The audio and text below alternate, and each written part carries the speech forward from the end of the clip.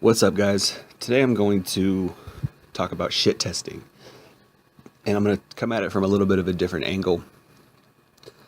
Most guys, when they talk about shit testing, they're coming at it from a PUA angle or a pickup artist angle. Well, what's the goal and intent with PUA or pickup artistry?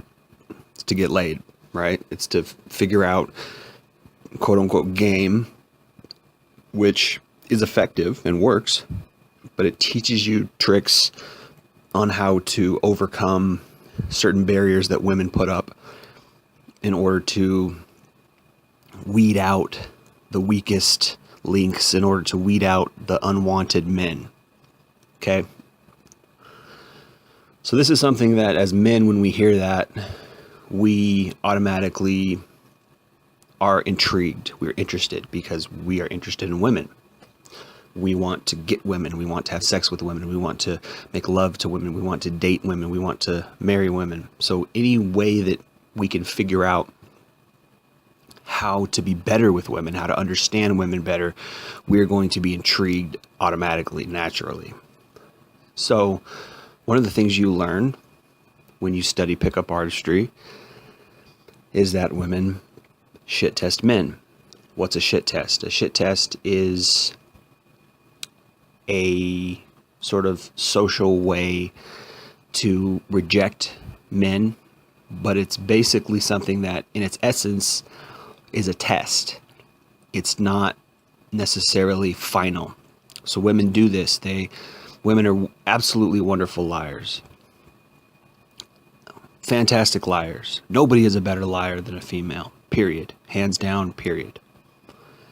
They lie by nature. And I think what I gather is that maybe they've had to do that throughout centuries because men are constantly wanting to, penetrate them. And this is something that they have learned biologically, to just lie. And something else they've learned is to shit test. Meaning, is this guy worthy to penetrate me? And in a sense, I can understand that. In a sense, I can side with it, sort of, because it's like, well, hey, you're not going to want, any old guy to just impregnate you. However, therein lies a flaw, which is that the things that women do shit test for, the things that women do accept, the men that get past the shit testing are not often the most desirable men. They don't often have the most desirable traits. They might have the most desirable traits for quote unquote survival, but we don't live in the wild. We don't live in a dog eat dog world any longer, so to speak. We live in a financial world. We live in an economic world. We live in an advanced technological world. Now you could go back and trace it back and argue that this all changed with the Industrial Revolution, and before that, shit testing or women being very choosy or hypergamous was necessary. Maybe you could argue that for survival. Okay? It's potentially arguable. But when we look at it from a human perspective, when we look at it from a, dare I say, moral perspective, or at least a humane perspective, when we're talking about what are desirable traits, what are desirable qualities in a man, is it just making money, is it just advancing? Well, there's wonderful assholes who do that, men who are just have the worst traits. Do we want those traits to pass down to children just because the man is successful? Why do those guys get all the women? Why are women so low, have such low energy and so low morally that they would choose those guys over a guy who has good character, over a guy who's a kind person, over a guy who has a lot to offer? He's a nice person, right? Those, for some reason, things get swept under the rug. This is why we have books like No More Mr. Nice Guy. This is why we have constant videos on how to stop being nice, and being nice got me nowhere, and how to be the bad boy, and how to be a jerk and get what you want, and how to assert yourself, and all this kind of stuff, because we live in this sick world. Those things are not solutions. Those things are temporary medicine, or I wouldn't even say medicine, I would say temporary fixes to adapt to an already sick world. The world's already sick. So if we're promoting and teaching men to adapt to this sick world and become sick themselves, be more assertive, be more aggressive. Now you can be more assertive and be more aggressive without being a jerk, without being an asshole, but it's hard. It's not so easy. There's a fine line there. And I've experienced this a lot in my life. If you be nice to people, they can construe it as weakness. You be kind to people, they look at you as weak, particularly if you're a male. It's easy for a woman to be kind because that is fitting. It fits the narrative. Oh, a female should be kind. A female should be bubbly and fun and gracious, right? But often they're not. Often they're the opposite of that. And they just put on a front like they're shy. They put on a front like they're reserved. They put on a front like they're kind and cute and fun and funny and all and happy. When in reality, they're the opposite of all those things. And they're conniving and they're vicious and they're backstabbing and they're vitriolic and they're extremely viciously choosy in a way that hurts men. This is what we've all experienced. But for some reason, because we're men and we like to take responsibility and we like to say, well, it couldn't be other people. It must be me. I have to change. I have to get better. We go and we watch these videos on how not to be the nice guy anymore and how to assert yourself and how to be dominant, how to be alpha and all this nonsense that really just changes who we are, makes us feel bad about who we are, doesn't reinforce anything positive in our heart and our emotions and our mind. It just makes us feel like dirt, like we're not assertive enough. So we have to take charge and get things we want. And that's adapting to a sick world. So when we're talking about shit testing, what is shit testing? Shit testing is, are you worthy of my time? Are you worthy? Are you the best guy? Shit testing is basic hypergamy, right? On such a level that she's testing your personality. Are you assertive? Are you going to be aggressive and to get what you want? Are you going to not give up? Are you going to be persistent? Because that is a characteristic of a male who's desirable, who has desirable mating traits. They want those traits to pass down to children because they want their children to succeed. From the outside looking in, there doesn't seem to be anything wrong with that, right? Well, why shouldn't we want our children to succeed? Why shouldn't we want our children to be assertive? Why shouldn't we want our children to, or why shouldn't women choose men to pass on good traits to their children? Again, the answer is we live in a sick world. Go back and think about what I said. If you're living in a sick world and you're treating the symptoms of that by playing into it, adapting your behavior so that you can make it in this sick world, then that's fundamentally wrong. You're not being yourself. You're not being who you really are. This is why so many people are unhappy. This is why this part of it, not the whole reason, but it's part of it. It's why so many men are fighting each other, why it's so hard to be friends with two men because they're constantly in competition with each other. This is why there's so much, part of why there's so much anger and fighting in the world. Why when guys go out to clubs, they can't just have a good time, or they go out to bars, they can't just get along with one another. They have to fight each other. They have to prove their dominance, right? And there's something sexy about that. There's something attractive about that. Oh, what are you, some kind of pussy? Woo, woo, woo. I mean, like, I get it. There's something that is, somewhat manly about that. We're all attracted, for some reason, we're attracted to violence. It's weird. We like violent movies because we like solutions. We like winners. We like evil or supposed evil, quote unquote, to be defeated, right? And then it gets twisted in our brains that weakness is evil somehow. And this gets, because of so much media and so much pop culture that we ingest, and so much lies that we put in our head, that to be a man, you have to dominate. To be a man, you have to constantly win. You could never lose. You could never be weak. You could never appear to be losing or take a loss, or you could never appear to have a weak personality. You've always got to be strong. And there's a burden there. There's a big burden there. I see it all the time. Guys whose dads push them to be manly, and they're just miserable inside. They're unhappy. They might be outwardly succeeding. They might be outwardly, seemingly doing well.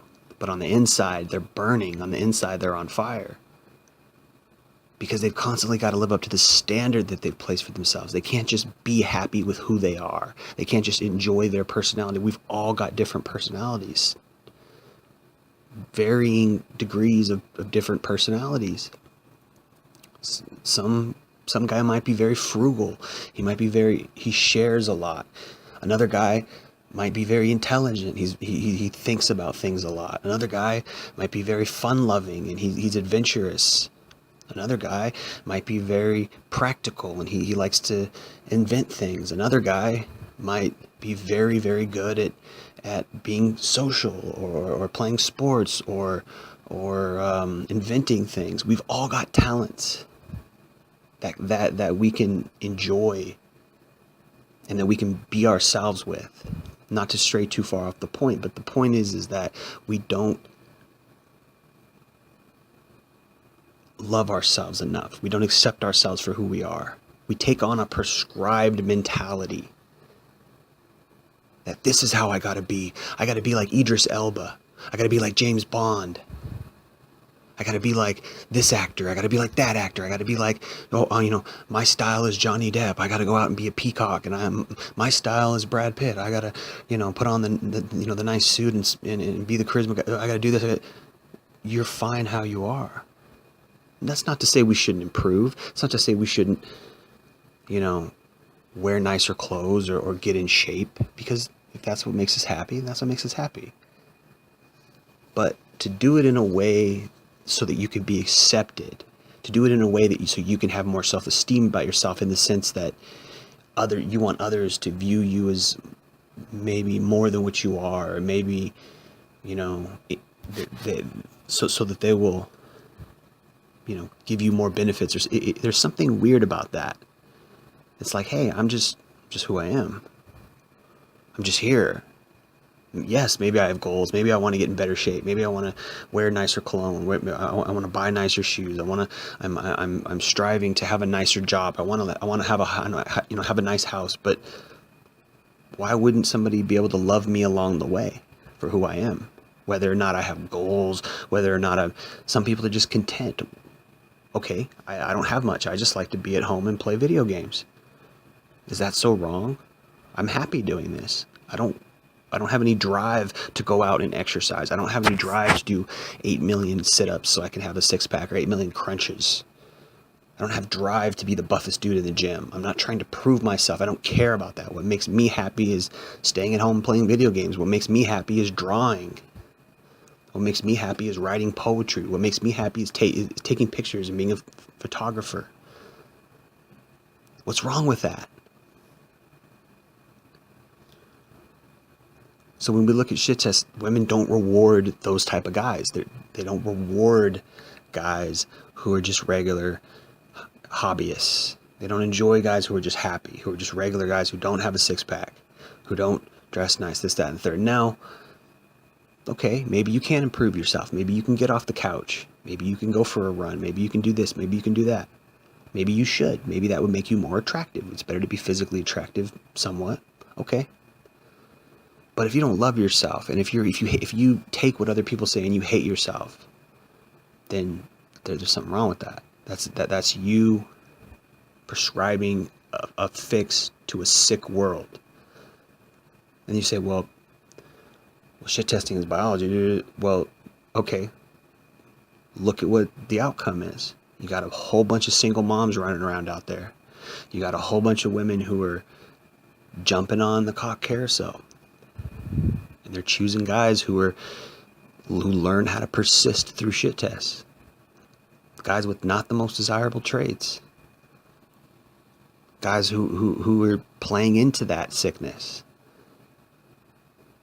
Guys who really don't respect them, guys who really don't have good intentions for them.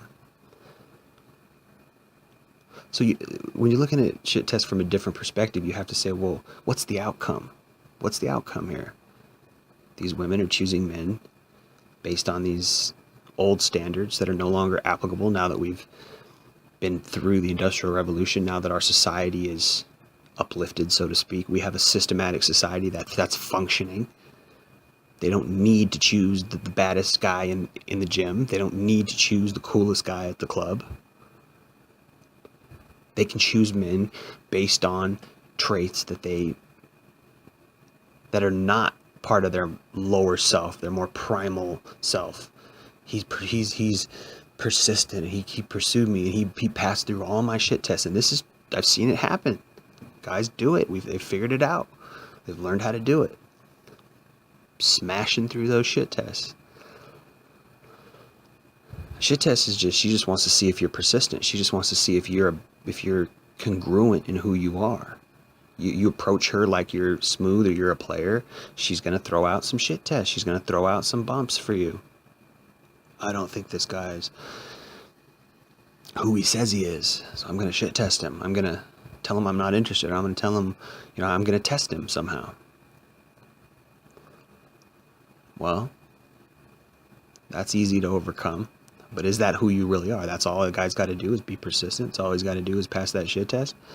And then he can get into your pants. Well, that's loose. You're loose. That's it. That's all he's got to do.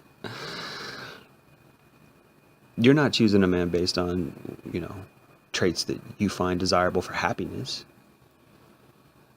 And then you wonder, and then this is why women hate men. But they're the ones who chose him. They're the ones who are doing the choosing. Men are all pigs. They all want one thing. No, the guys that you choose are pigs. The guys that have passed your shit tests are the ones who only want sex. You probably had a lot of guys approach you who have very wonderful traits that you didn't take time to discover because they didn't pass your shit test. Have very wonderful things to offer. Happy guys who are funny, guys who love to have fun, guys who you would have a wonderful time with, spending time with, but you're choosy. Your choosing isn't even fundamentally for long term. This is what you always see. You go on dating sites and every woman you hear this, I'm not here for a hookup. I want something long term. Ooh, yeah, really? And yet you're perennially single. Every year you're still there on the same dating site, looking. Oh, and you're not choosing a couple guys to have sex with every year? Nah, you are. So what it really is that you don't want to appear to be a slut. And that's a shit test in and of itself. I'm not going to hook up with you. That's a lie. What she really means is, I'm not going to hook up with you unless you prove to me that you're worthy to hook up. Are you a real man? Are you going to pursue me? Are you going to be persistent? Are you really congruent in who you portray yourself as? Then I'll hook up with you. And you learn this when you study game. You learn how to be, and this is what they call a quote unquote bad boy. The difference between a guy who doesn't get laid and a bad boy who gets laid is the bad boy is congruent in what he says, in how he portrays himself. He's coming at the girl. He doesn't give a fuck. He hits on her. She throws out a shit test. Most nice guys or whatever would walk away at that point. He laughs it off, shrugs it off, makes a joke, throws a couple nags in, says she could never get with him, and subsequently she starts to chase him. Something along those lines, some variation of that. That's bottom line game. Real basic game. Doesn't always play out exactly like that, but you get the gist. That's what it is. That's how a guy passes a shit test. That's all he's got to do. And then you have access to her, to fuck her for however long that you can keep up that charade, however long that you can keep up that phony behavior until who you really are comes out. And then she's no longer interested in you because you're no longer the guy she fell in love with. This is commonplace. This is common behavior.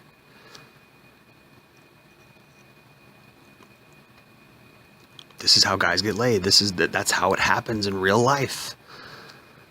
Yes, there are people who just meet somebody and really like somebody. That's because when that happens, the woman is open for that. She's open to really like this guy and love this guy for who he really is. She's not choosing guys on whether or not they're cool and dressed like, what's that dude's name in that movie Drive? Ryan Phillippe or whatever his name, or not Ryan Phillippe, Ryan, whatever his name is. The cool guy, the guy who's banging all the girls. This is what women want. They want the player. They want that. Not all of them. But most of this is what they want. They want the guy that all the other girls want. They want the desirable guy. This is hypergamy. That's social status. Oh, all the other girls want him. He must be great. They don't look at it like all the other girls want him. He's a slut. He's sleeping with all the girls. That comes later after they get bitter. That comes later after the guy doesn't settle down with them. And they think, well, what's wrong with me? Why is this guy just playing me? Because he's figured it out. He's figured the game out. He's figured out how to pass your shit tests. You made it easy on him. Game is just game. It's there because guys have figured women out. And they've sold the product. And it's out there.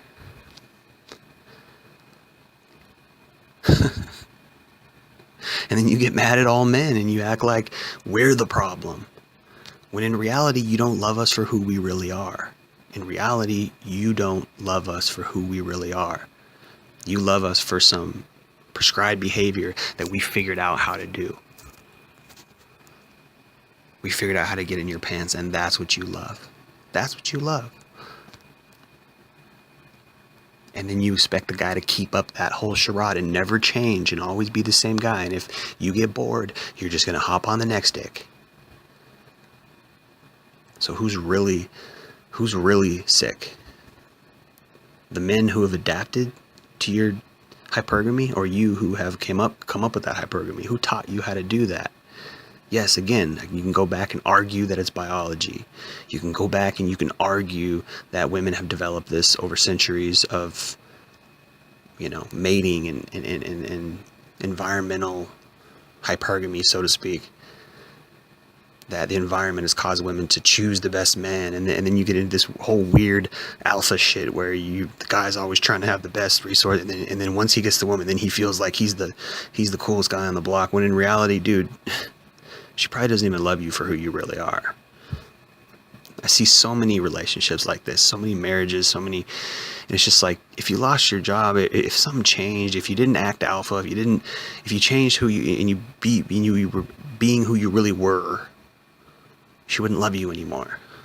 You have to keep up this front, and I see it constantly. Guys keeping up this front like they don't care about the girl, and it's this. That's what they call love. Women chase. The women have to chase men, but if a man shows affection to the woman, and this is what they call male to woman dynamic, man to woman dynamic. I'm not saying men should not act masculine. I'm not saying men shouldn't have ambition. I'm not saying men shouldn't have strong male traits. I'm not suggesting that women should act feminine. But why is mutual love, why is mutual happiness, mutual kindness, why is that considered beta? Why is that considered weak in our society? That's something that I question. That's a sick society. That's a sick system that says that if a man is kind or nice, that's weakness. Something's wrong with that. I think it's the opposite. I think it's hard to be nice in a system where everybody's unhappy, where most people hate their job, where most people get through the day barely with 4 cups of coffee, where most people don't eat right and they don't take care of themselves, and they're constantly under stress and pressure from their work and their bills. That's a sickness. That's a sick society. Something's wrong with that. Where humans were supposed to be happy. We're supposed to enjoy life. And if we're not, there's something wrong. If you don't enjoy your job, you need to find a better job. If you can. Hopefully. I don't know. It's a sick world. It's a sick system. I don't know how we fix it, but I know there are some people who find happiness. There are some people who find a good job. There are some people who find a level playing field. There are some people who find real love. So why play into that? Why, oh yeah, gosh, you know what? It's my fault that women haven't choosing me. I gotta figure something. I gotta go learn Pua. I gotta go learn how to be an alpha. I gotta go learn how to, read women are from Mars, women are from Venus. Men are from Mars, women are from Venus. I gotta go learn Rollo Tomasi's The Rational Male. And I'm not saying there's not good advice there. I'm not saying that you can't learn something from these things. But is that the ultimate answer? Is that the ultimate answer?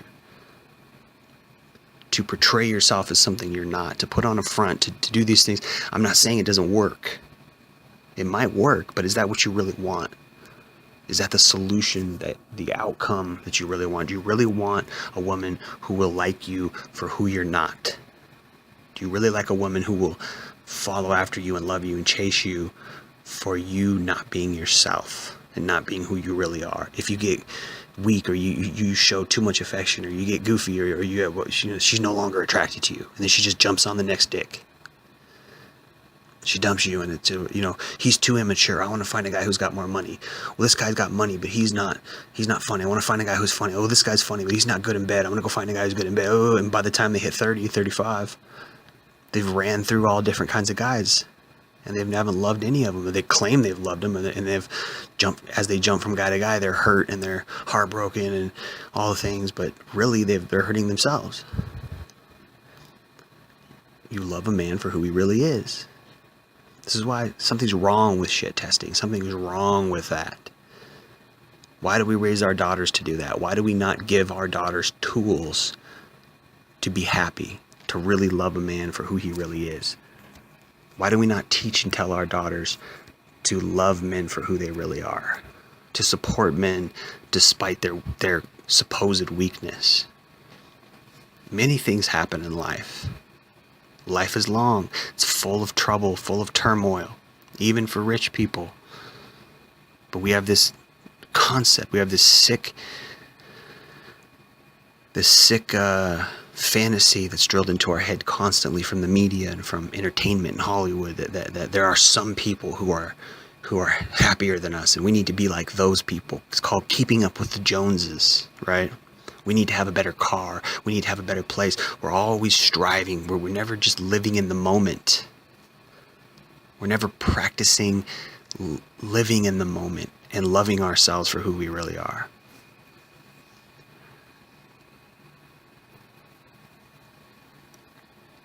That's what it would be better to learn. Love yourself for who you are.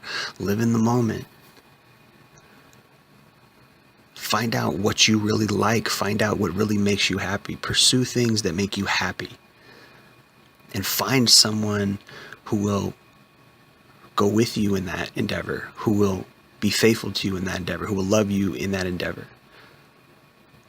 But it's hard. It's hard because not many are doing that.